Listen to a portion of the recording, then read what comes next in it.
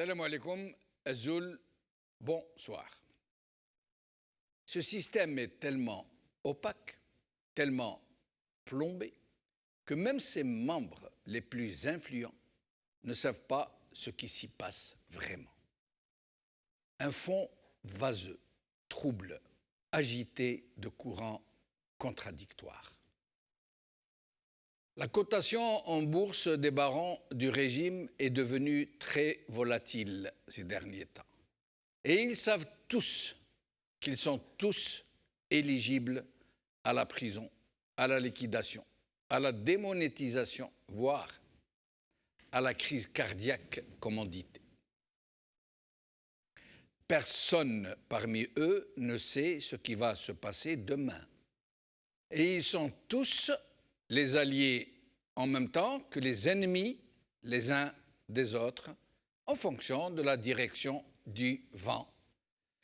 Ils sont tous devenus de potentiels boucs émissaires et des victimes sacrificielles que leur propre père, ou plutôt que leur propre compère, peuvent jeter du jour au lendemain en pâture à un Hirak insatiable et qui continue d'exiger leur départ tous ensemble, en gros et dans le détail. Tarhlou gain. On reproche au peu de journalistes et d'observateurs intègres qui restent de ne faire que dans la spéculation, alors que personne, absolument personne, ne peut disposer d'éléments sérieux de lecture et d'analyse, voire même de simples statistiques fiables et crédibles. Le système algérien est devenu une bulle d'acier. Et même les règlements de compte des clans au sein du régime, par fuite d'informations organisées, ne renseignent plus vraiment sur une situation plus que chaotique. Plus personne ne peut distinguer entre l'intox, l'info, l'infox, la fuite organisée, la bulle qui crève ou la boule puante.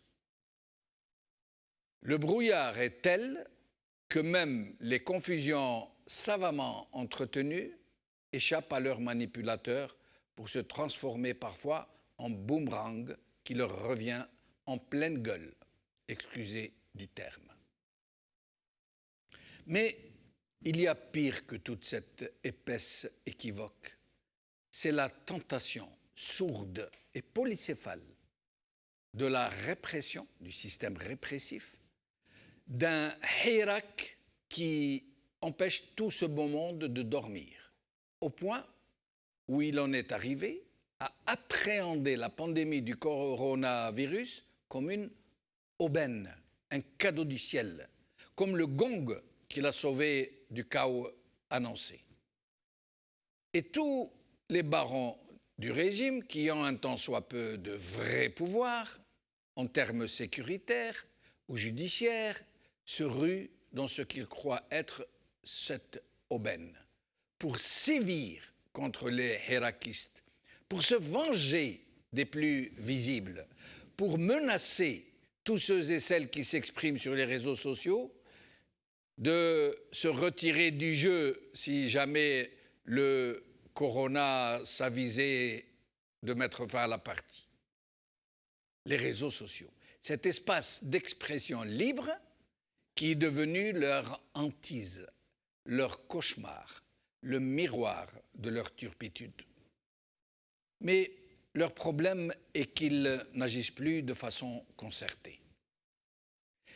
Qu'ils ne confient pas ou qu'ils ne confient plus l'exécution des basses œuvres et de la sale besogne à des spécialistes éprouvés et qui relèvent d'un seul et même commandement. Non, c'est pagaille à bord, dans un bateau ivre qui titube et change de cap au gré des humeurs des nombreux capitaines qui se disputent le gouvernail. Et c'est ainsi que chaque décideur, chaque clan n'en fait qu'à sa tête, chacun avec sa propre vision du sécuritaire et ses propres méthodes à mettre en œuvre.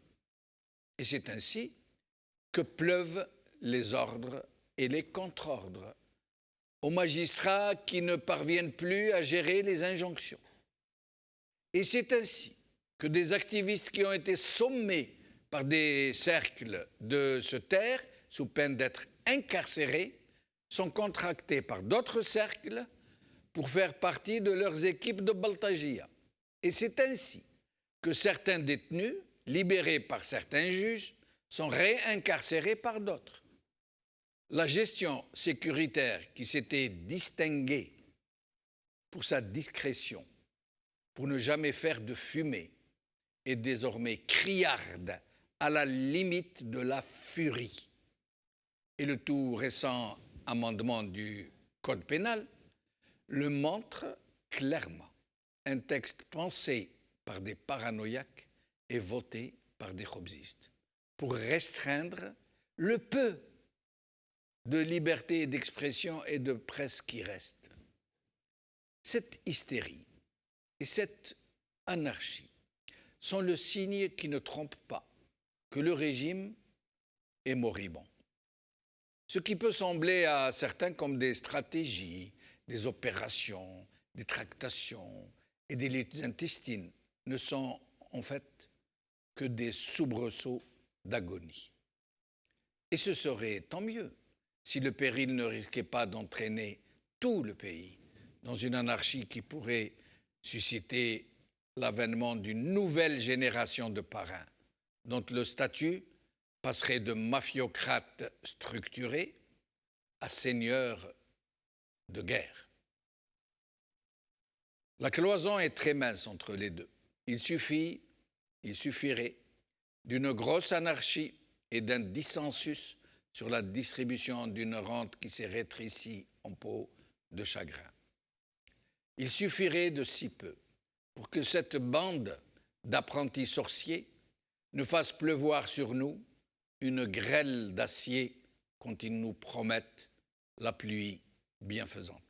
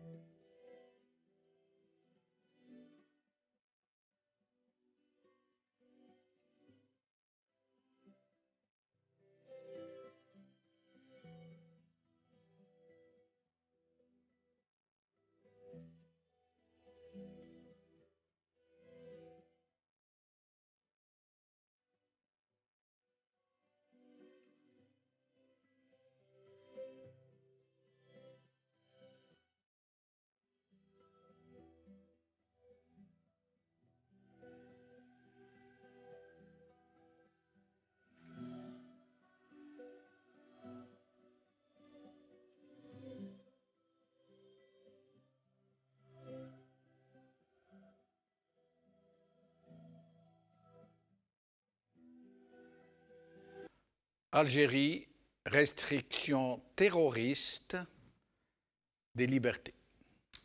C'est le titre de notre émission d'aujourd'hui et ne croyez pas que J'abuse dans ce qualificatif de terroriste, que je suis excessif, puisqu'en fait c'est exactement cela. Avec cet amendement du Code pénal, avec ces méthodes d'emprisonnement, d'incarcération, de menaces, ce régime ne vise rien d'autre que de terroriser les activistes, les hirakistes, pour les contraindre à ne plus s'exprimer, pour contraindre les journalistes aussi à ne plus laisser libre cours à leurs analyses, à leurs lectures, à l'information qu'ils nous livrent.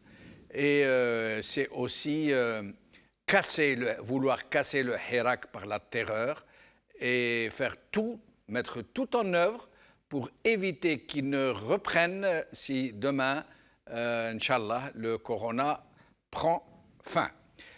Par ailleurs, je voudrais dire que la liste, les images que vous avez vues de détenus qui ont défilé sous vos yeux n'est que très limitée. Elle n'est pas complète. Il y a des centaines de détenus. Nous ne pouvons pas tous les passer, malheureusement. Ça prendrait toute l'émission. Alors, avec nous pour en parler, Mous'ab Hammoudi, chercheur en sciences politiques à l'EHESS, Saïd Aknin, militant des droits de l'homme, Issa Rahmoun, avocat et vice-président de la Ligue algérienne de défense des droits de l'homme. Mous'ab Hammoudi, merci d'être avec nous. Merci pour l'invitation, Jamaldine. Bon Ramadan. Merci aussi d'être avec nous, aux invités et aux téléspectateurs. Merci. Alors, Hammoudi, cette obstination, cette furie du régime à vouloir mettre quiconque bouge une oreille en prison, jusqu'à des caricaturistes, jusqu'à des gens qui font de l'humour, jusqu'à des gens qui postent de simples petites publications pour dire leur avis sur ce qui se passe.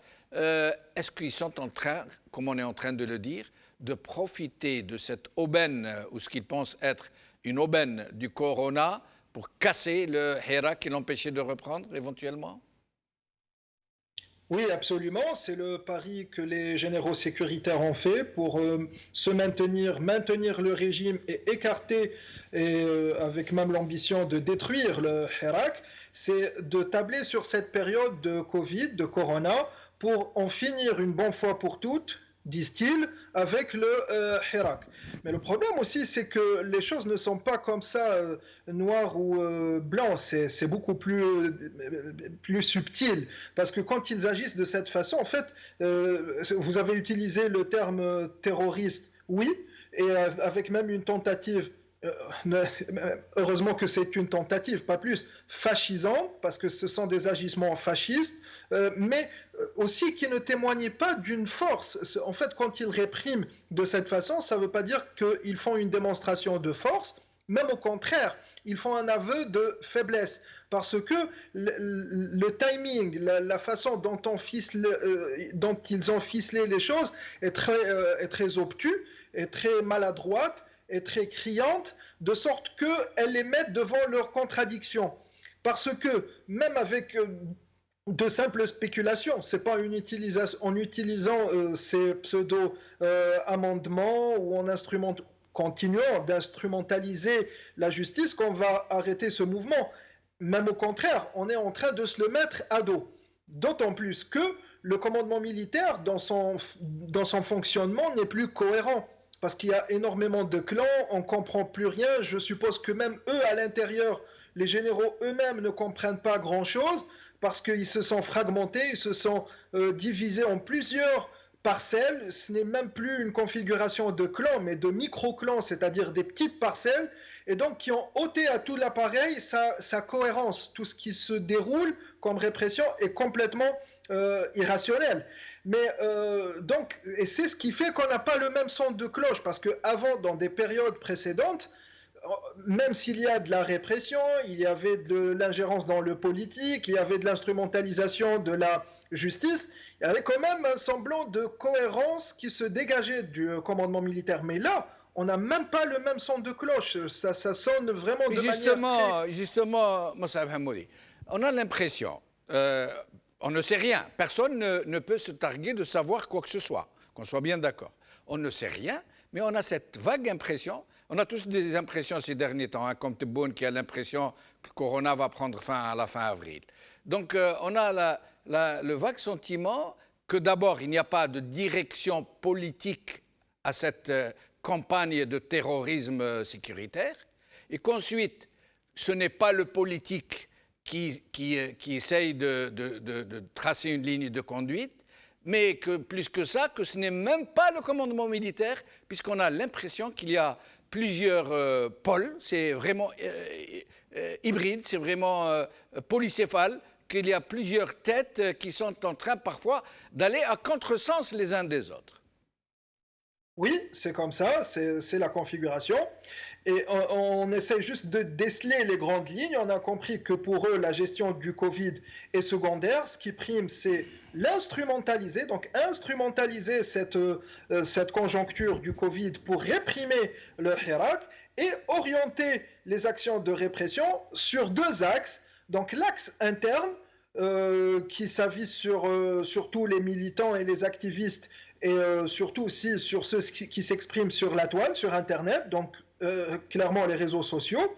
Et de l'autre côté, les actions qu'on a vues qui avaient un semblant de concret sont dirigées vers la diaspora, donc avec notamment la DDSE, l'appareil de renseignement extérieur, avec le retour de Mohamed Bouzid, le général alias Youssef, et la désignation de Shafiq Msbah. Donc il y a deux actions, une action orientée vers l'intérieur, surtout vers les plus expressifs des militants qui sont sur les réseaux sociaux, et à l'extérieur contre la diaspora à travers l'organe de la sécurité extérieure. Donc c'est cette façon avec laquelle ils sont en train de gérer le corona, avec laquelle ils sont en train de gérer la crise du pétrole, avec laquelle ils sont en train de gérer la société, ce qui est complètement ubuesque, qui relève du non-sens et d'une crise interne du régime dans sa totalité, dans sa globalité, que ce soit à travers le vrai pouvoir, c'est-à-dire les généraux, l'état-major, le commandement militaire et surtout les généraux sécuritaires,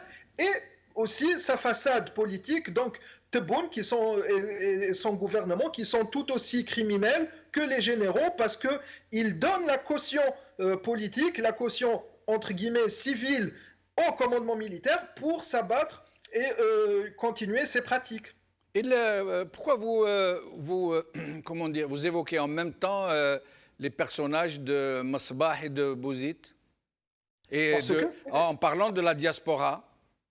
Oui, parce qu'ils sont dans le même organe qui est la DDSE, donc grosso modo un organe, un bras des renseignements extérieurs. Et on sait que la fameuse agence de coopération dont a été désigné Shafiq Msbah n'est pas un organe de coopération, c'est un bras des renseignements généraux qui est désigné, qui est destiné à la diaspora.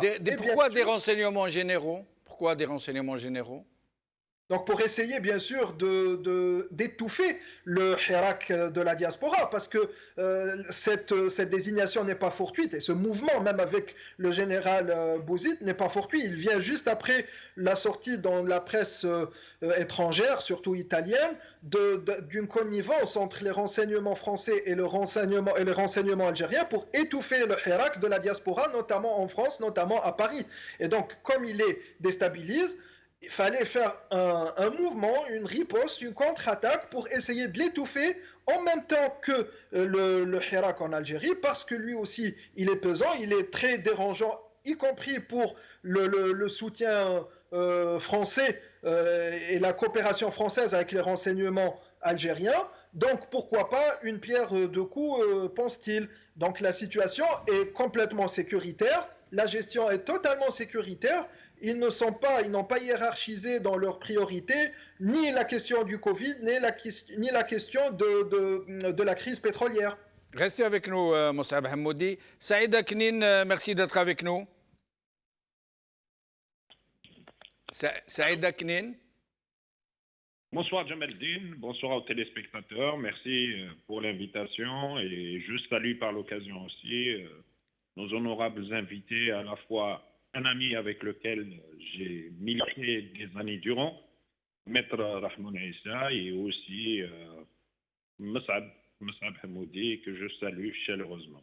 Merci. Alors, Saïd Aklin, est-ce que vous pensez, comme Mossab et nous tous, et un peu tout le monde, que c'est une question de terrorisme sécuritaire dont il est question désormais. Ce n'est plus du terrorisme pédagogique, c'est du terrorisme sécuritaire. C'est pour faire peur, c'est pour inciter les gens à se taire, c'est pour casser le Hirak. Est-ce que vous êtes d'accord avec ces qualificatifs? Et est-ce que vous êtes d'accord aussi qu'il semble y avoir beaucoup de confusion à l'intérieur de la Combuse, qu'il n'y a plus une seule direction, qu'on ne sait plus très bien quel est le rôle de Tebboune, quel est le rôle du chef d'état-major, qui est qui et qui dispose de quel pouvoir?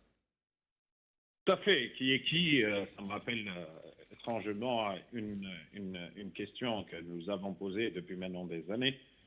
Et qui fait quoi aussi non seulement je partage les mots utilisés, je partage aussi, je crois que nous n'avons rien inventé, si ce n'est simplement poser des mots sur une situation qui parle d'elle-même.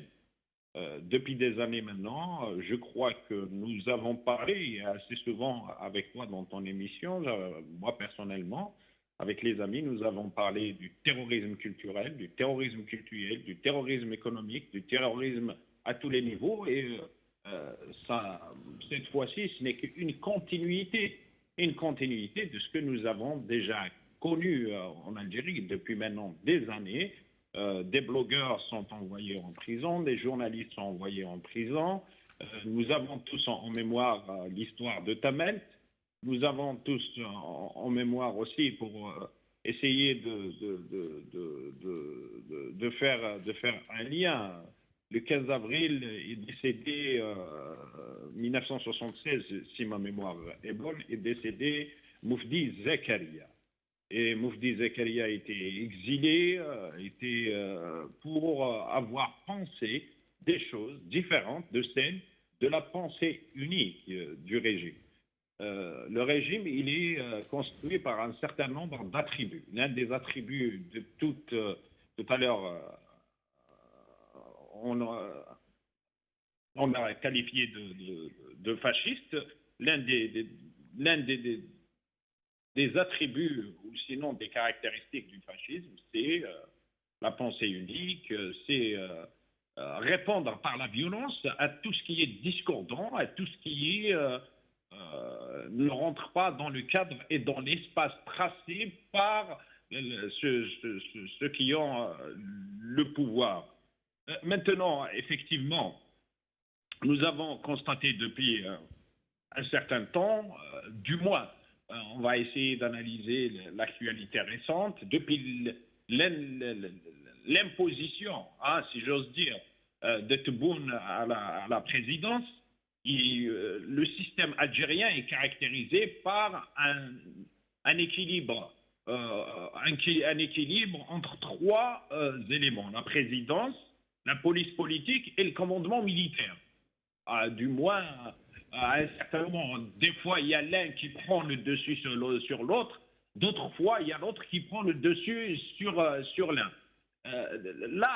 Vous pensez, Saad Aklin, que parmi ces trois que vous citez, le sécuritaire, l'état-major et le présidentiel, vous pensez que le présidentiel pèse autant qu'il peut discuter le pouvoir aux deux autres structures que vous venez de citer?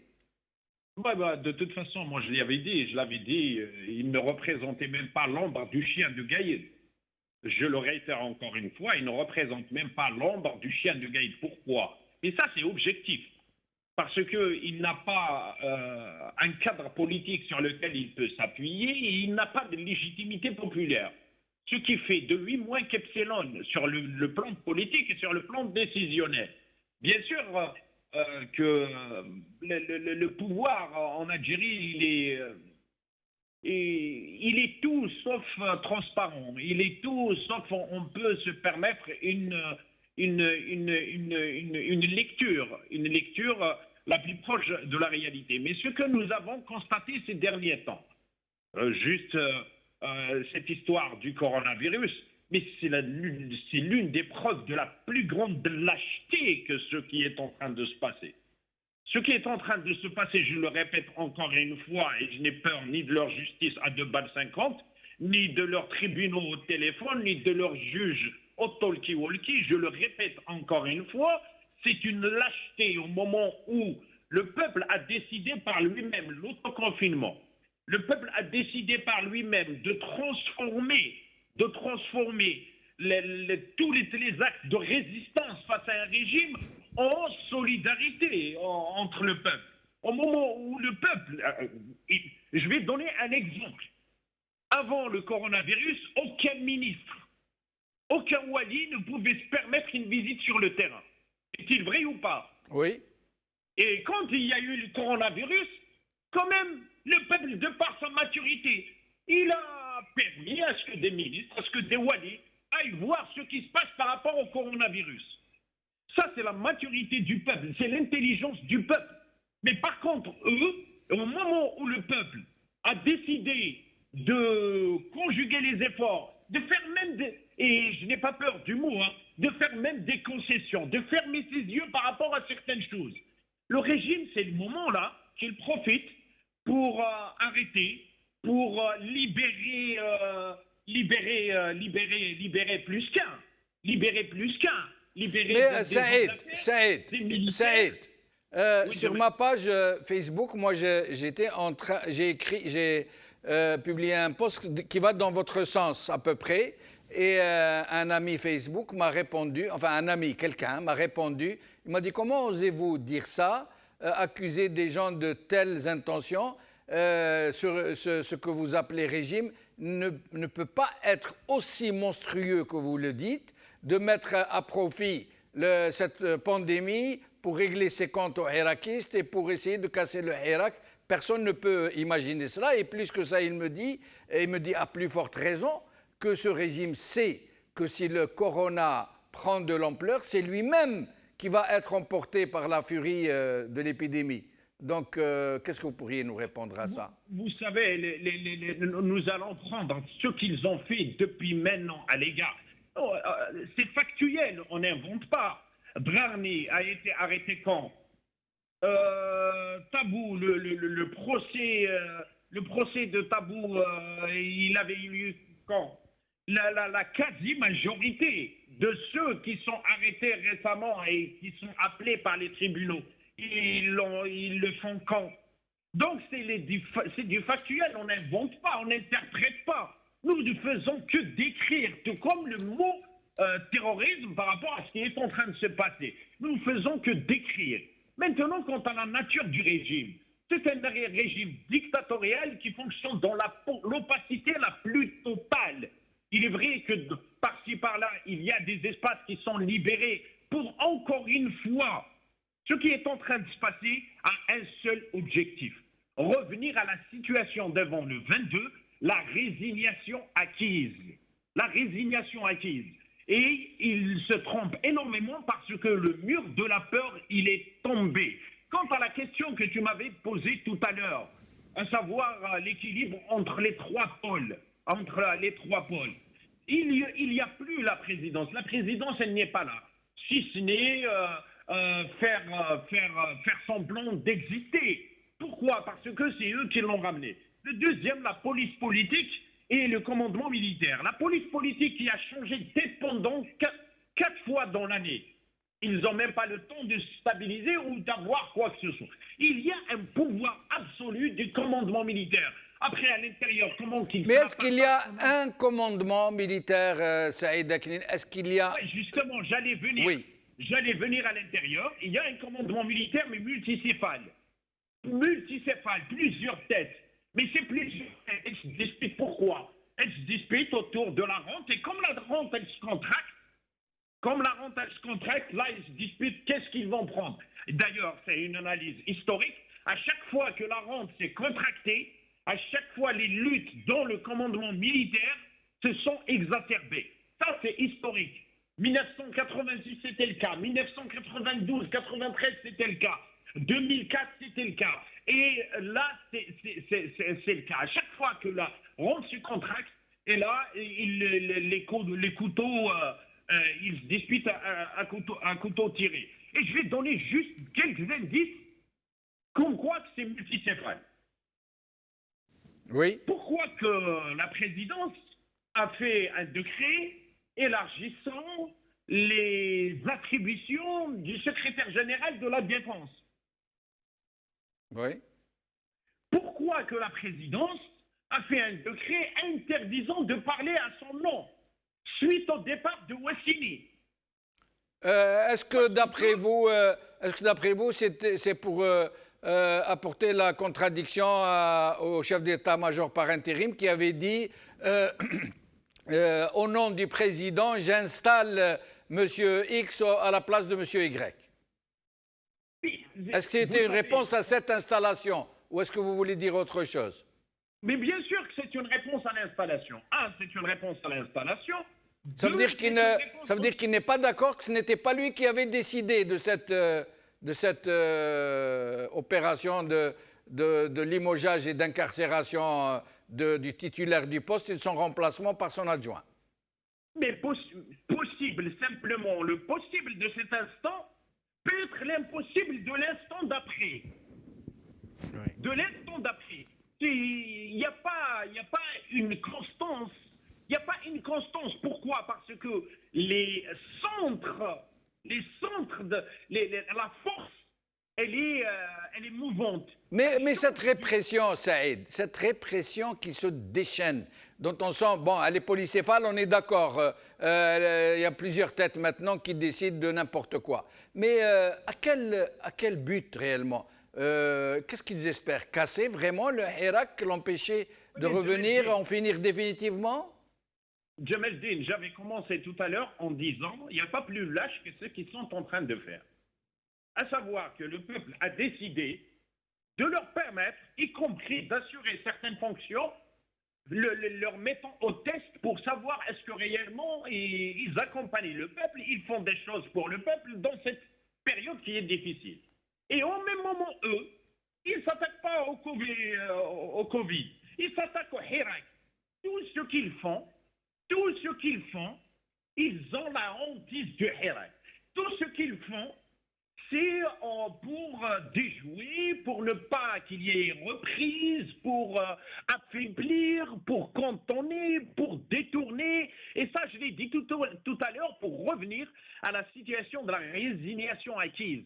Et la résignation acquise avant le 22, tout le monde savait ce qui se passait, tout le monde sentait le mal, tout le monde savait ce qui allait venir, mais il y avait la peur encore et que personne n'osait sortir, n'osait franchir le seuil qui était psychologique parfois, qui était installé par le système et toutes les méthodes désarticulation, dévitalisation, paupérisation, analphabétisation, terrorisation du système qu'il avait expérimenté dans la société. Sinon, toutes les décisions qui sont prises, quand on voit par exemple ce décret qui a été pondu, ce décret qui a été pondu pour ne pas parler au nom de celui qui a été imposé.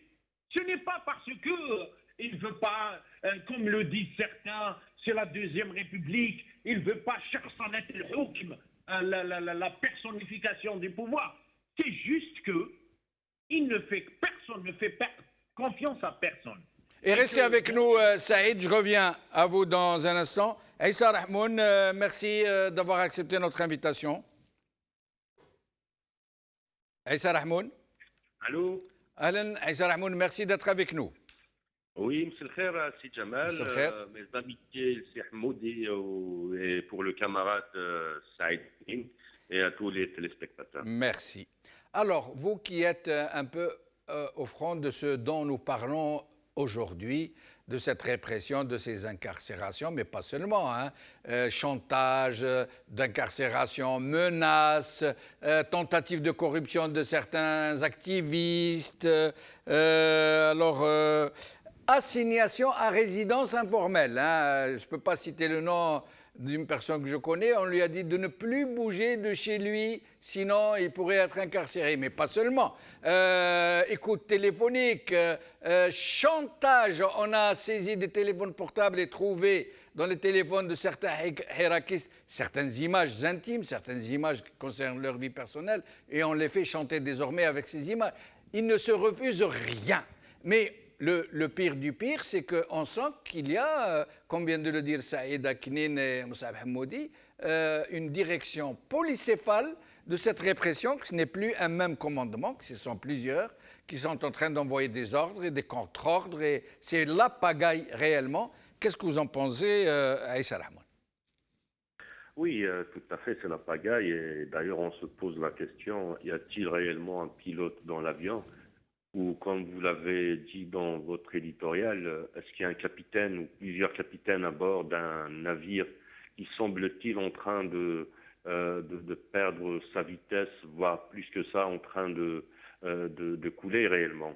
Je partage la lecture des deux amis, soit Sihmoudi ou Saïd Aknin, sur le centre de décision et la prise de décision politique, la prise de pouvoir politique en Algérie. Effectivement, durant les années de gouvernance de la famille Bouteflika, après la maladie de l'ex-président et la prise de décision politique par son frère, il est vrai que le ciment du pouvoir réel était réparti sur trois catégories plus une. Le commandement militaire, la police politique et effectivement la présidence.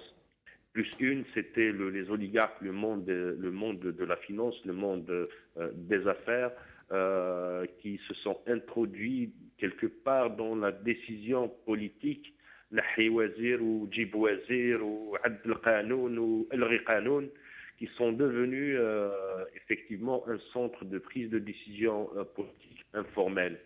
Mais après la révolution de soulèvement du 22 février 2019, il est clair que la police politique a perdu un peu son organisation, de sa structuration qui était durant les années avant très efficace pour le régime et très importante pour le régime, mais pas pour le peuple, et c'est désolant. L'état-major, après la disparition de Gaïd Salah, aussi, idem, se voit dans une situation de navigation à vue, boussole étant perdue, ils n'arrivent plus à mettre les pieds là où il faut. D'ailleurs, ce n'est plus en termes d'indices qu'on parle, c'est en termes de preuves que le régime, effectivement, est aux abois. Il y a une déliquescence totale dans le régime. La présidence, avec la mise à l'écart, le coup d'état blanc sur l'ex-président, orchestré par l'état-major en la personne de Gaïd Salah, n'existe plus, sur fond d'illégitimité populaire. La question de la légitimité populaire n'étant pas présente dans l'élection du 12-12, rejetée par le peuple algérien, malgré qu'ils ont gonflé les chiffres, malgré qu'ils ont organisé des pièces théâtrales, des semblants d'élections, des semblants de résultats ou des semblants de campagne électorale, tout indique que la présidence n'est pour rien en ce moment dans la gestion des affaires de la cité. Effectivement, le but principal des différentes factions du régime, c'est la prise de pouvoir. Actuellement, personne ne peut prétendre dans les cercles politiques ou sécuritaires du régime algérien détenir le pouvoir absolu et à ces champs de manœuvre, cette action, ces actions qui visent à nommer ou à dégommer comme on veut. D'ailleurs, comme je l'ai dit tout à l'heure, on ne parle plus en termes d'indices, on parle en termes de preuves réelles. La répression et les convocations qui s'abattent sur les activistes du Hirak, pour eux, n'est qu'une chose normale dans leur calendrier et agenda. Il s'agit de se placer après le Covid-19. Alors, Aïssa Rahman, justement, nous allons d'abord rester dans ce dont vous êtes en train de nous parler. D'abord, une question, puis nous allons passer une déclaration de l'avocat de Kshida Walid. Mais avant, j'aimerais avoir votre avis sur ce que vous pensez. Qu'est-ce que vous pensez de cet amendement du Code pénal, vous en tant qu'avocat et que défenseur des droits de l'homme? Écoutez, pourquoi?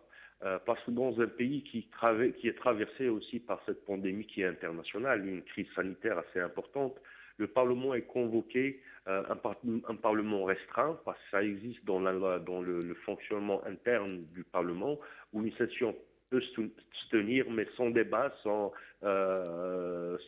vraiment avoir des questions des députés. Déjà que cette Assemblée n'est qu'une chambre d'enregistrement. Cette Assemblée est le scandale national réellement, d'une part. D'une autre part, on convoque une session de l'Assemblée nationale populaire pour évoquer des aspects procéduraux, des aspects pénaux. En pleine crise sanitaire, ça relève réellement de l'inconscience politique, d'un viol éthique de la procédure et de la crise sanitaire en même temps.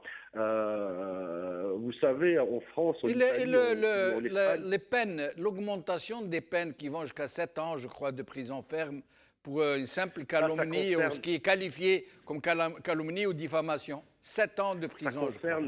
Ça concerne réellement, ça concerne en temps d'exception, en temps d'état d'exception, comme c'est le cas en ce moment. On est dans une situation d'exception sanitaire, mais par la suite, depuis le 22 février 2019, effectivement, l'Algérie est en état d'exception politique, pas en état d'exception constitutionnelle ou juridique, mais on est en état d'exception politique. Je vous rajoute qu'il y a réellement cinq points qui sont contenus dans l'amendement du Code pénal, au-delà vraiment de 3 points qui sont très dangereux. Je pense qu'il ne faut pas faire tout un scandale sur les 2 autres points. Je vous dis par exemple l'atteinte contre l'acte pénal, la pénalisation de la tricherie dans les examens de bac, ou comment on arrive à exfiltrer les sujets du bac, etc. Ça ne relève pas d'une manière de matraquer le Hirak.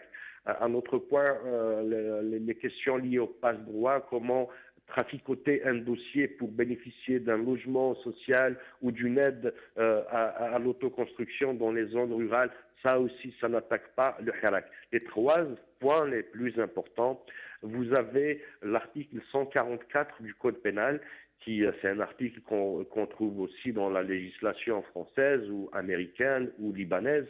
C'est atteinte à un fonctionnaire dans le cadre de l'exercice de sa fonction.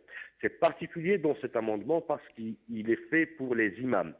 Souvenez-vous, si Jamal, si Saïd ou si Hamoudi, durant la révolution du 22 février, il y avait des imams à Constantine, à Annaba, à Oran, à Biskra et à Louad qui ont fait des prêches pour accuser les hirakistes, pour accuser les activistes et militants des droits de l'homme d'être à la solde de la France. Oui. Alors, très vite interpellés par à l'occasion de Salat al-Jumu'ah, par les gens qui font la prière, en leur disant « on vous interdit de faire de la politique dans les mosquées ». Donc, je pense que cet article est cousu de tout fil, de toutes pièces, pour que les imams soient minna al-Gouddam, des petits caïds de quartier, et que la feuille de route du directeur des affaires religieuses de chaque wilaya quand elle arrive du ministère, par la suite acheminée vers tous les imams d'une wilaya, va automatiquement, ils vont sûrement se rabattre sur ce même discours, celui du régime, et quiconque personne ose interpeller le imam sur son prêche, il va se faire jeter en prison. L'un des articles les plus dangereux aussi, et je vous rappelle que on va de l'article 75, 77, 79 jusqu'à 79 du Code pénal, et qui sont des articles très vagues, très souples, très élastiques. Je dirais qu'il y a un télescopage juridico-politique sur ces articles. L'atteinte à l'intégrité territoriale ou à la sécurité de l'État, aux intérêts suprêmes de l'État, économiques et politiques à la fois. Ces articles existent déjà. Pourquoi les renforcer davantage par des articles qui sont déjà en vigueur? On crie en tant que défenseur, on crie en tant que militant, les syndicalistes, les hommes politiques, que ces articles ne doivent plus exister dans un État moderne, dans un État en développement, dans une Algérie nouvelle. Ils viennent Mais ce n'est pas le cas, confirmer Issa Rahmoun. davantage, Ce n'est pas le mais cas. ce n'est pas le cas. C'est Donc pour ça cela confirme que j'insiste. ce n'est pas une Algérie moderne, que ce n'est pas une Algérie Tout à fait. démocratique. Et c'est bien Tout à la fait. raison pour laquelle il y a un Hirak. Tout à fait, parce qu'il y a aussi un autre point qui est lié à l'amendement du code pénal, c'est le matraquage. Je vais vous dire, il faut être très objectif sur ça. Sur les effets de fake news ou sur les publications qui portent atteinte à des personnes, à des institutions, il faut les pénaliser. En étant juriste, en étant militant, Mais on ne en peut pas étant les très pénaliser objectif. par de la peine de prison ferme.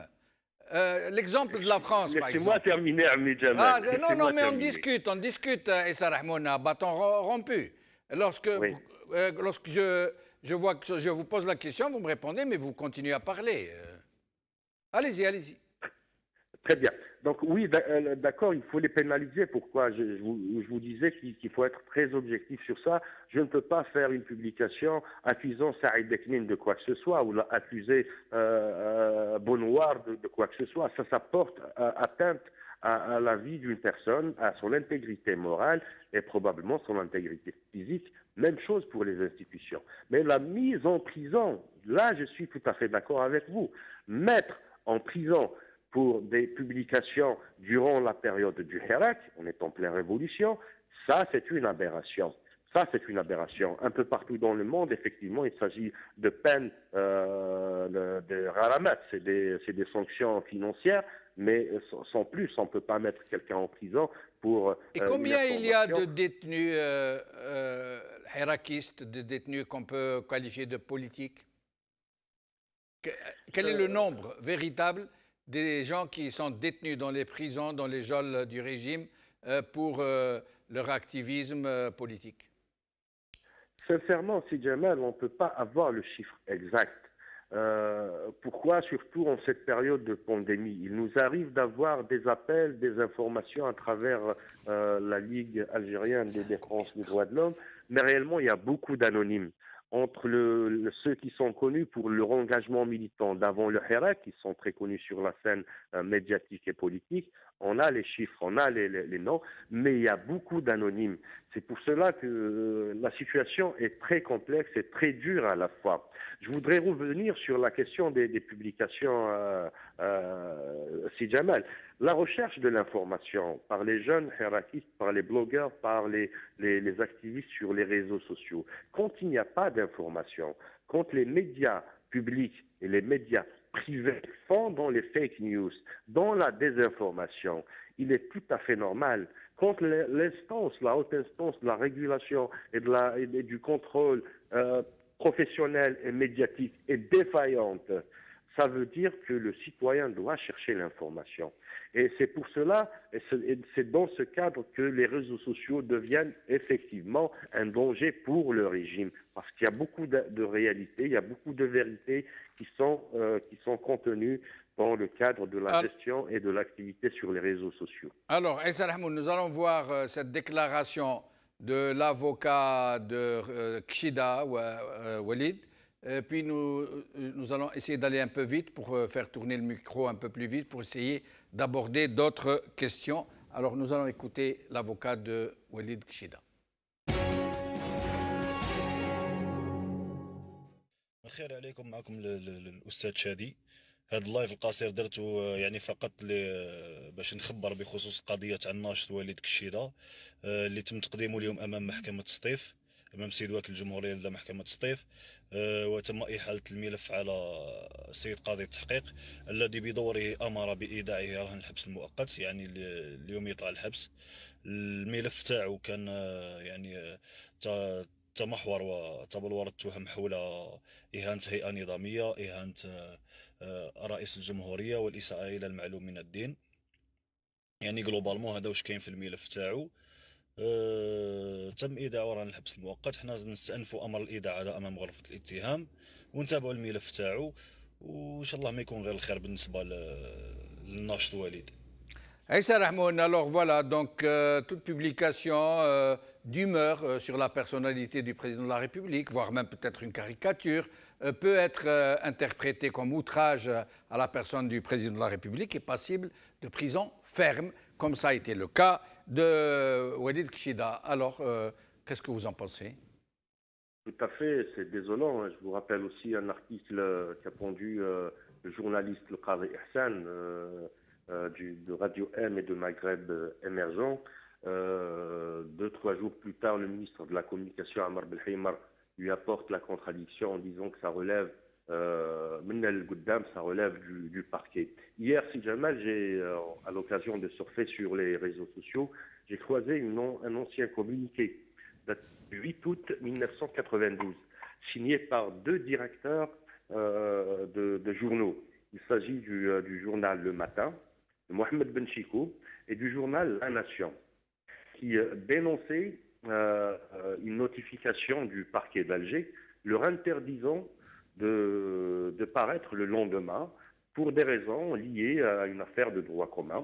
Selon le communiqué, Le Matin, et le reproche, le grief, était une enquête faite sur un refus d'attribution de marché pour une entreprise italienne, quelque chose comme ça relève d'une affaire économique. Et pour La Nation, le motif, c'est atteinte aux intérêts suprêmes et à l'intégrité territoriale de l'État. Imaginez, c'est Jamal, qui était directeur de La Nation de l'époque, c'était Ammar Belhaïmar. Eh oui. Et je m'arrête là. Merci. Alors, nous allons revenir à Moussab Hamoudi. Je demanderai à chacun de mes invités d'être assez bref pour pouvoir tourner un peu plus vite et aller à plus de questions. Moussab Hamoudi, ils sont en train de nous faire un peu comme il faisait cette histoire des Horaces et des Curiaces, nous séparer, nous prendre l'un après l'autre pour pouvoir nous neutraliser de façon isolée. Comment faire? Comment voyez-vous, vous, l'activiste, vous, l'un des organisateurs de ce qui se passe à la place rappelez-moi la place de Paris, place la République. Comment faire pour essayer de s'organiser, d'empêcher ce régime de nous liquider tous les uns après les autres à sa façon?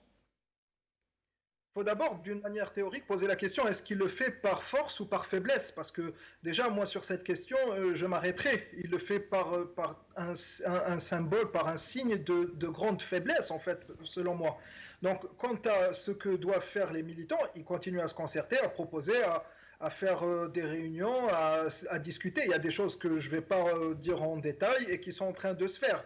Après, tout le monde sait que le minimum syndical sera entretenu. Dès la fin de ce confinement, le Hirak reprendra et des plus belles. Maintenant aussi, j'aimerais m'attarder sur cette question de la force présumée de ce régime. Est-ce qu'il est en train de réprimer cette répression? Est-ce qu'elle est un signe de faiblesse ou un signe de force? Alors, je vais rebondir sur la question précédente, sur l'affaire du militant Kchida, donc avec les dessins. Et on remarque qu'en fait, au-delà des journalistes et au-delà des activistes politiques, le régime s'abat même sur des militants. Mais un type très spécifique des militants qui sont ciblés et qui sont en fait les plus expressifs, en fait, qui s'expriment aussi à travers l'esthétique. Donc, notamment des militants qui sont connus pour maîtriser la diction verbale et non verbale. Donc ce sont des gens qui savent dessiner des banderoles, et notamment sur les réseaux sociaux avec un petit phénomène qui mérite l'attention, qui est les memes. Cette façon de s'exprimer qui est très esthétique et que je qualifie personnellement d'esthétique révolutionnaire. Donc, à travers les memes, des activistes essayent de défier l'autorité officielle. Et en fait, comment elle la défie? En la tournant en dérision et même au ridicule. De sorte que, à travers des dessins de ces personnalités qui font autorité soi-disant, leurs images eux-mêmes en action, on va accentuer la dérision. Donc on va puisque eux, ils se tournent en dérision, on va les tourner encore plus en dérision. Et quand la dérision s'ajoute à la dérision, c'est une métadérision qui fait très mal, parce que la nature humaine a horreur des contradictions. Alors, en cas de dérision, c'est de ridicule, c'est abject. Même celui qui joue le rôle de ridicule ne peut pas se supporter. Ce type de militants les mettent en face de cela et l'accentuent de sorte à le rendre insupportable. Et c'est pour ça qu'ils étaient ciblés. Et bien sûr, leur terrain d'action, ce sont les réseaux sociaux. C'est pour ça que ce régime a identifié les réseaux sociaux comme ennemis. Mais Hamoudi Moussab, est-ce que la diaspora, les résistants qui sont à l'étranger, qui sont donc moins exposés, est-ce qu'ils ne pourraient pas soulager les activistes de l'intérieur et faire ce que les gens de l'intérieur ne peuvent pas faire pour les soulager, pour leur permettre de respirer un peu? Mais bien sûr, et ça porte déjà des fruits parce qu'on voit que la Commission européenne a déjà condamné le régime sur 2 commissions, la Commission des droits de l'homme et des affaires étrangères, ce qui est énorme. Donc, rappelons, la Commission européenne, ce n'est pas une ingérence, ce n'est pas l'Union européenne. Donc, ici, c'est le Parlement européen.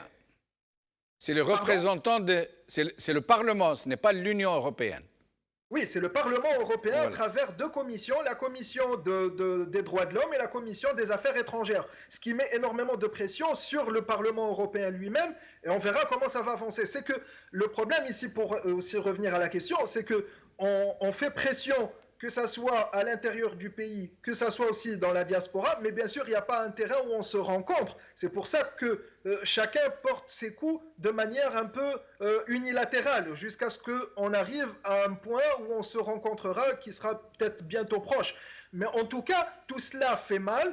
Ils n'ont pas quoi faire face à ceux de la diaspora, elle leur fait très mal. Et à l'intérieur, toutes les expressions, qu'elles soient politiques ou qu'elles soient esthétiques, bref, révolutionnaire dans tous les cas, elle leur fait très mal. Donc, la répression du régime, en fait, elle ne présente pas une force, mais elle illustre une dépression du régime. En fait, la répression illustre une dépression du régime. Et restez avec nous, Saab Hamoudi.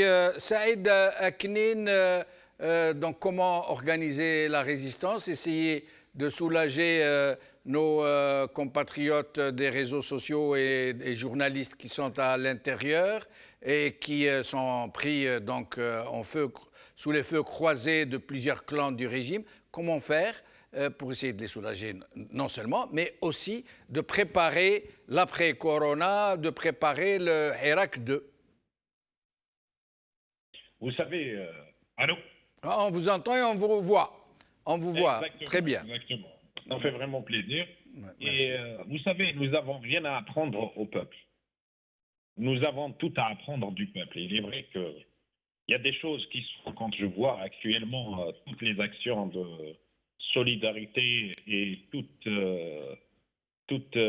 les énergies qui se sont manifestées, que ce soit au pays, dans les villages, dans les communes, dans les wilayas, dans les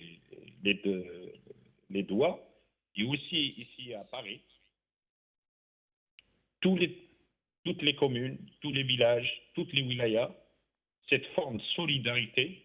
Je vais vous donner un petit indice.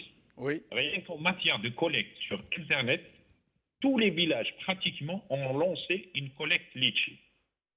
Pratiquement tous les villages, toutes les communes. Il y a des actions de solidarité. Il y a un jeune, il fait du DG. Il a pris actuellement 5 ou 6 locaux où il entrepose des denrées alimentaires ou qu'il distribue aux familles nécessiteuses, lui rend hommage.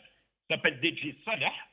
C'est vraiment ça, justement. C'est de là qu'on s'y inspire. Maintenant, on ne s'est jamais arrêté pour revenir. On a toujours continué, on continue toujours, ne serait-ce par les lives que nous faisons, par ces échanges, par les réunions à travers le net, par les différents échanges que nous avons avec les uns et les autres. Maintenant, quant à cette complémentarité, nous, ici, nous faisons qu'accompagner le peuple algérien qui est en Algérie. L'essentiel se passe en Algérie. Et ceux qui croient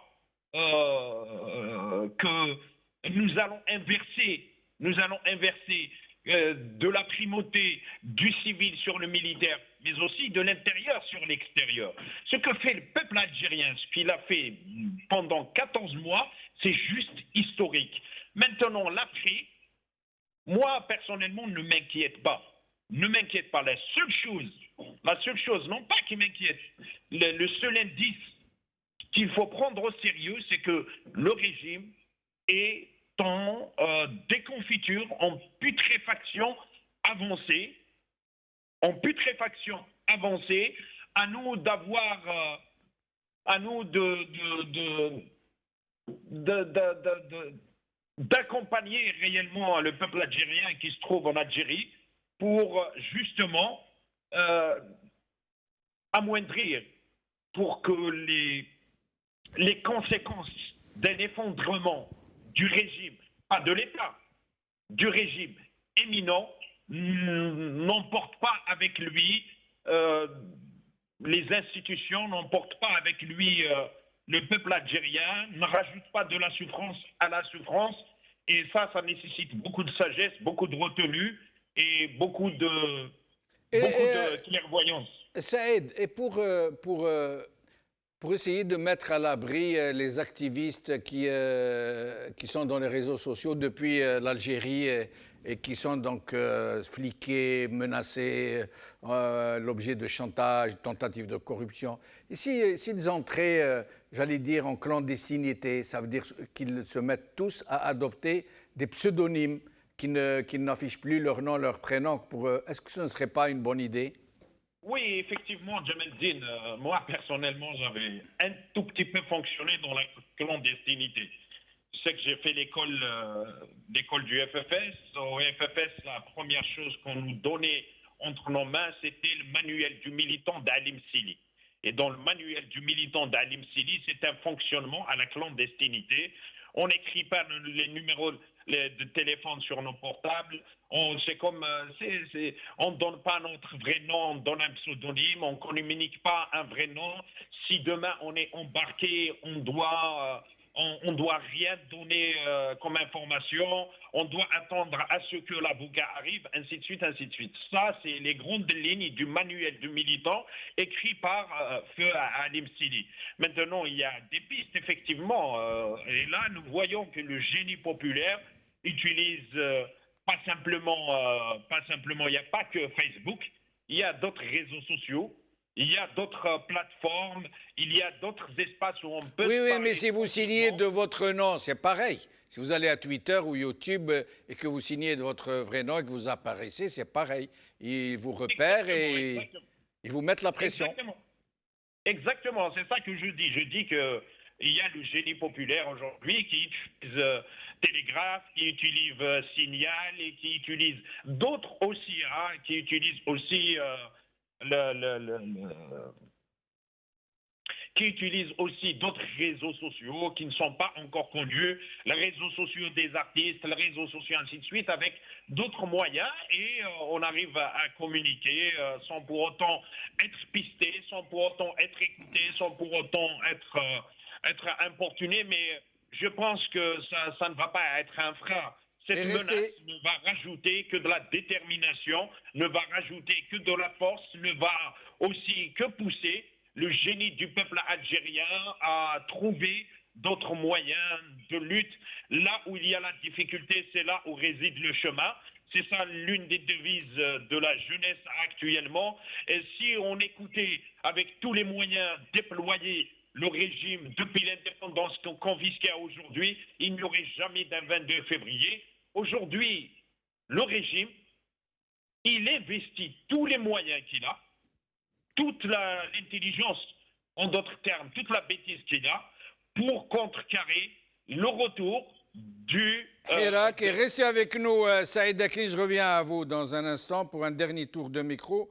Aïssa Rahmoun, qu'est-ce que nous pouvons faire pour essayer de résister? Qu'est-ce que particulièrement les activistes qui sont dans les réseaux sociaux, les journalistes qui sont donc sous les feux croisés des différents services qui sont en train et de la justice aussi, de la justice aux ordres, de les réprimer. Qu'est-ce qu'il faut faire pour essayer de continuer à résister, de ne pas céder à ces coups de boutoir du régime? Aïssa Rahmoun? Aïssa Rahmoun? Oui. Vous n'avez pas entendu la question?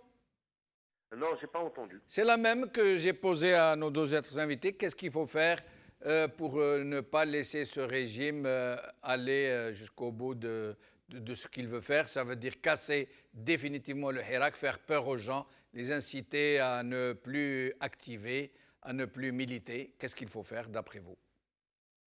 Ben, écoutez, c'est Jamal, je suis tout à fait d'accord avec Saïd Aknin quand il dit qu'on a rien à indiquer au peuple. Bien au contraire, c'est le peuple qui nous a indiqué pour l'élite, pour les avocats, pour les animateurs des mouvements sociaux, pour les activistes et les militants politiques. C'est le peuple qui nous a indiqué le chemin à suivre. Effectivement, actuellement, il y a dans la plupart des quartiers et villages en Algérie un mouvement d'autogestion qui commence à se mettre en place dans le cadre, bien sûr, de la lutte et de la prévention contre l'épidémie du Covid-19. J'ai remarqué dans les points où on passe, où ils désinfectent les véhicules, par exemple, il y a un débat qui est enclenché sur la responsabilité directe du pouvoir sur la gestion catastrophique, voire absurde de cette pandémie. Donc ces débats sont déjà enclenchés dans les réseaux sociaux et dans la rue en général. La diaspora et les Algériens établis, les résidents en Algérie, c'est le même cœur. On est tous des frères. Le travail extraordinaire qu'a accompli la diaspora. Et je partage la grille de lecture de Sih Moudi quant à l'installation de ce mécanisme international de coopération. Je l'avais dit déjà, c'est à peu près la stratégie syrienne et égyptienne à la fois. Souvenez-vous qu'au lendemain de l'installation de Sisi à la tête de l'État égyptien, donc tous les animateurs, tous les activistes qui formaient cette diaspora égyptienne, qui était très importante, très forte en termes de ce concept de diaspora, parce que la diaspora, c'est pas l'immigration. La diaspora, c'est l'organisation, c'est la solidarité, c'est la culture ancestrale, c'est l'attachement au pays, et c'est des réseaux financiers, politiques à la fois, qui essayent de faire changer les choses dans des pays autoritaires et dictatoriaux. Donc, Sisi a immédiatement procédé à l'amendement du code pénal, comme c'est le cas actuellement chez nous. Et dans le code pénal égyptien, l'amendement, il y a un grand chapitre qui est réservé à la cybercriminalité, ce qu'on appelle communément dans le langage juridique la cybercriminalité, qui est très large comme concept. Et là, chez nous, on l'a rendu seulement à l'attaque contre les animateurs sur les réseaux sociaux. Et il y avait pratiquement une interdiction totale à tous les activistes égyptiens de rentrer en Égypte, sous peine de poursuite et de mise en situation de mandat de dépôt. Donc, effectivement, même pour la diaspora, le danger réel, il est là. De tous les temps, on disait que notre diaspora doit se solidariser avec les Algériens qui vivent en Algérie, mais actuellement, la solidarité doit être réellement entre les deux. Soit les Algériens qui sont en dehors du pays ou ceux qui sont à l'intérieur du pays en direction de nos confrères, nos frères algériens. Quelque chose de très extraordinaire qu'on a vu chez les Égyptiens durant cette période, un groupe d'activistes avec un travail de solidarité ont acheté une montgolfière. Et imaginez, dans tous les déplacements de Sisi dans les capitales occidentales, à défaut d'organiser un rassemblement avec des slogans, des mots d'ordre et des banderoles, on faisait que gonfler ce montgolfière qui planait sur le lieu de la réunion de Sisi avec ses homologues. Oh, Il y a différentes génial manières. cette idée. Ah oui, Génial. oui. J'espère que nos deux amis Saïd et Hamoudi, qui sont des organisateurs du Hirak en France, vont y penser, cette histoire de montgolfière qui planerait au-dessus de l'ambassade, par exemple, d'Algérie à Eh Paris. ben, j'ai assisté une fois à l'occasion de la marche République Bastille à Paris, où Saïd et avec ses amis ont acheté une barque, qui faisait office d'embarcation de fortune, qui expliquait c'est une fresque artistique, comment nos Algériens ont peiné pour Harraga. passer au-delà. Harraga, oui. كاينين اللي ماتوا ربي يرحمهم كاينين اللي راهم فرنسا ils ont réussi à traverser la Méditerranée mais ils n'arrivent pas à traverser aussi le manque de leurs parents, de leurs enfants, de leurs épouses. Et c'est la situation réelle aussi des Algériens. Donc, ça veut dire que vous êtes en train de nous inciter plutôt, pardon, à trouver, à aller chercher dans l'imaginaire ce que nous n'avons ni dans les poches ni dans nos possibilités. L'imaginaire imaginé. Écoutez, Olof Palme disait quand on n'a pas les moyens, on se crée les méthodes. Absolument. Actuellement, on est dans une situation de crise sanitaire. Les méthodes de protestation sont probablement sur les réseaux sociaux en forte présence, mais aussi dans les points de contrôle et de désinfection que nos jeunes ont créé eux-mêmes. C'est l'autogestion, c'est l'autoconfinement. Et les discussions sont là, les revendications sont là. Comment qu'on voit l'Algérie de demain, elle est dans la rue. Le Hirak n'est pas mort. Il faut imaginer effectivement, soit nous les juristes, les mécanismes juridiques qu'on peut utiliser après le Hirak. Les médecins doivent aussi s'engager après le Covid-19 à rendre visible, à rendre. Eh ben, justement, pardonnez-moi de vous interrompre, il ne reste plus de temps. Donc nous allons, justement, puisque vous parlez de médecins, nous allons d'abord voir les enfants de détenus. Je suis désolé de vous avoir interrompu. Nous allons voir des enfants de détenus très très vite, puis écouter un message de médecins, ce qu'ils nous disent. Écoutez très bien. D'abord les enfants de détenus. سماعين أبي وين راح؟ دوك يجي؟ أطلق سراح أبي أطلق سراح أبي.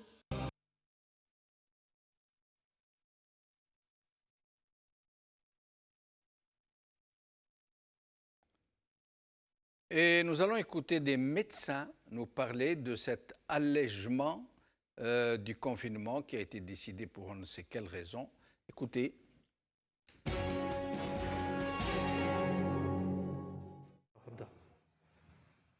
السلام عليكم. معك منير حمودة طالب في الشبه الطبي لمصلحة الجراحة العامة بالمؤسسة الاستشفائية لزراعة القضاء والانسجام بالبلدة. أنا وطاقم الشبه الطبي اللي راه معنا جانا في هذا شهر رمضان.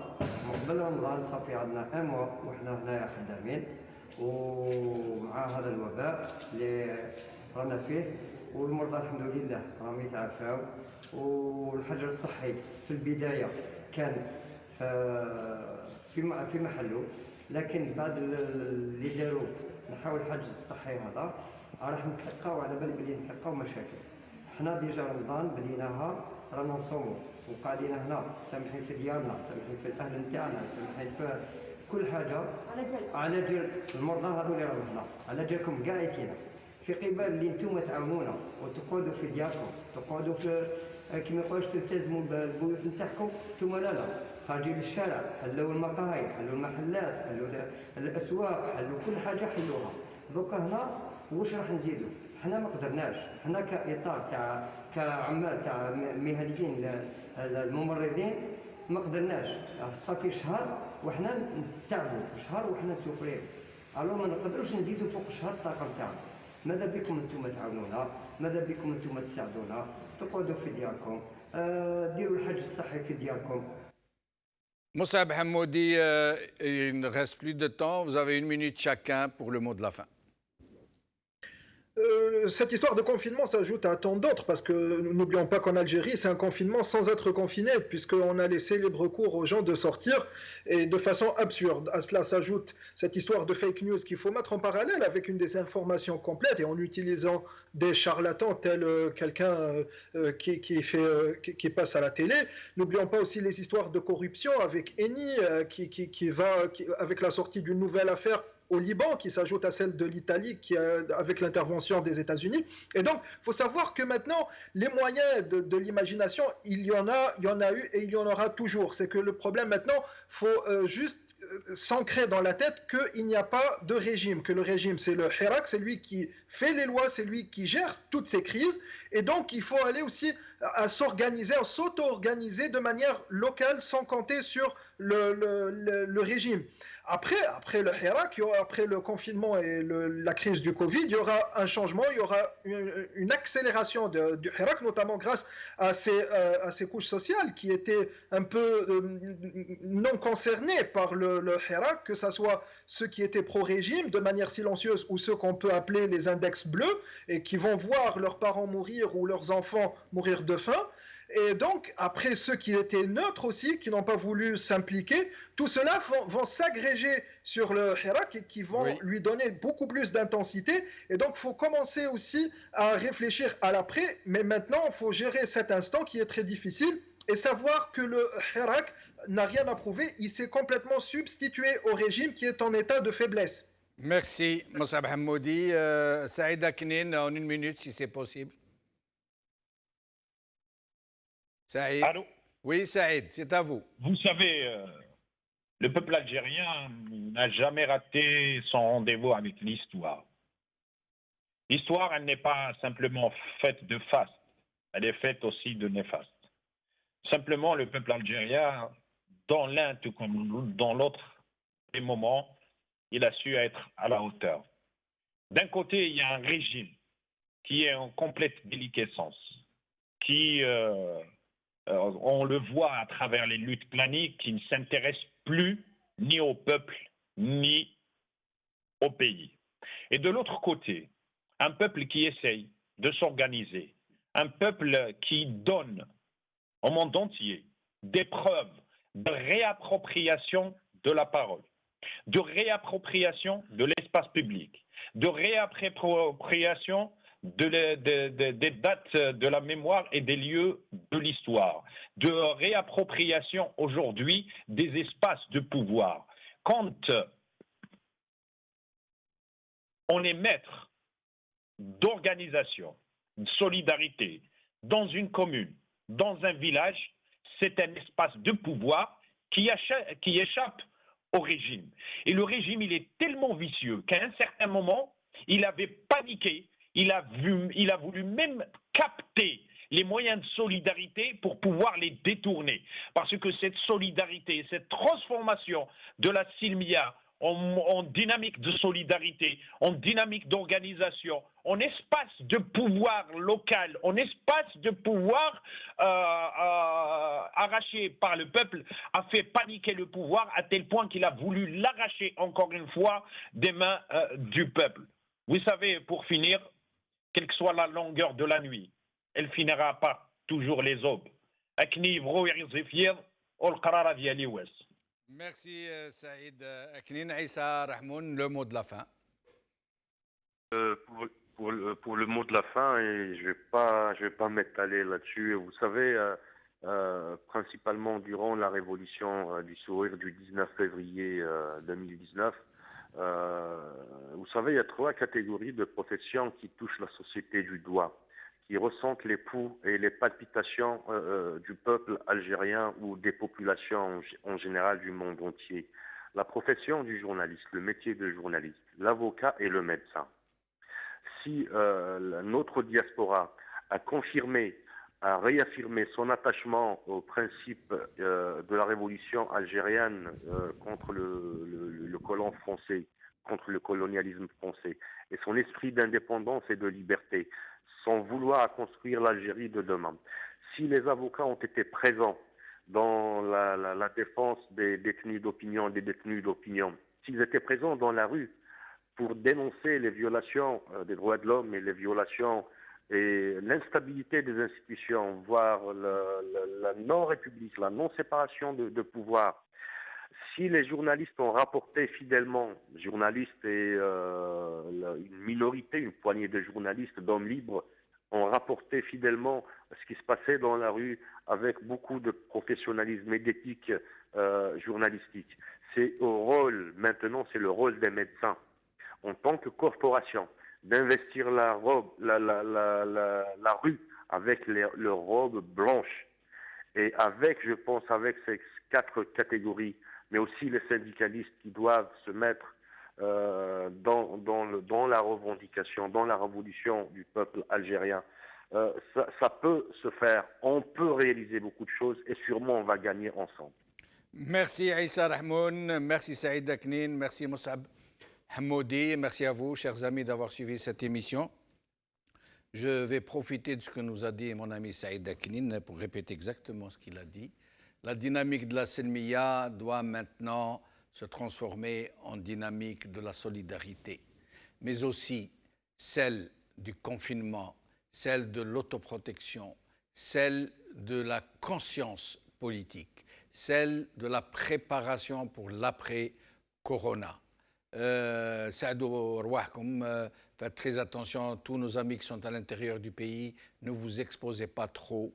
Ce régime ne demande qu'à se saisir de ces occasions-là pour essayer de donner à travers vous des exemples pour faire peur, pour terroriser les hérakistes, pour terroriser tous ceux qui aspirent à la démocratie, pour terroriser tous ceux qui aspirent à la dignité, pour terroriser tous ceux qui aspirent à pouvoir retourner dans leur pays, vivre parmi les leurs une vie digne, honorable et juste. Restez avec nous, vous allez écouter M. Boumala. بالإضافة إلى طبعا الموقف والتضامن وإلى آخره، أنه في الحالة نتاع كل المعتقلين، وأنا كاتبها هذه في مقال، في الحالة كل المعتقلين سواء اللي كنا في السجن أو اللي راهم خاوتنا اللي ما زالهم في السجن على المستوى الوطني في جميع الجهات الوطن. اليوم عندنا نفس القضية من استئناف قضية تاع أخونا سي عزيز بكاكرية في تبسة. يوم 29 عندنا القضية نتاع أخونا عبد الله بن نعوم في غيليزان. كل القضايا كانت اعتقالات تعسفية والحبس كان خارج عن القانون، وإحنا نعرف الأسباب، هي أسباب سياسية أمنية محضة. يعني هو تحالف العسكري طارية مع الواجهات السياسية من أجل إجهاض ثورة شعبية عن طريق ضرب ناس، عن مناضلين نشطاء أحرار جزائريين من جميع المستويات الاجتماعية ومن مجارع المشارب الفكرية والسياسية والثقافية وما إلى ذلك. يعني النظام لكن بالنسبة للحالة تاع الأسير السياسي المناضل كريم طابو، حالته خاصة جدا، خاصة بعد الفضيحة القانونية ذات الغطاء القانوني، ولكن في الجوهر هي قضية سياسية خطيرة جدا.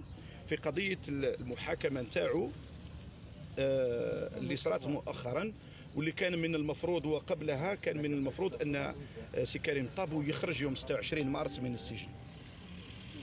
عدم إطلاق سراح كريم طابو يخلينا نفهم بأن القضية خرجت من شقها القانوني العادي، من شقها السياسي المفضوح وجانبها الأمني، إلى حالتها الجنائية. Nous sommes sortis du politique et nous sommes en plein pénal. ولما نقول en plein pénal بمعناتها أنها الخروقات والتجاوزات اللي حولت قضية كريم طابو إلى جريمة سياسية. Ça relève maintenant du crime politique. وهذه الجريمة السياسية عندها مسؤولين، ولا بد أن تسقط رؤوس مسؤولة عن مثل هذه الجريمة السياسية. الجريمة السياسية في شقها الجنائي اليوم اللي هي مخالفة للدستور، مخالفة للقانون، مخالفة للأعراف، ومخالفة حتى للقانون الداخلي الخاص، القانون المسير للسجون.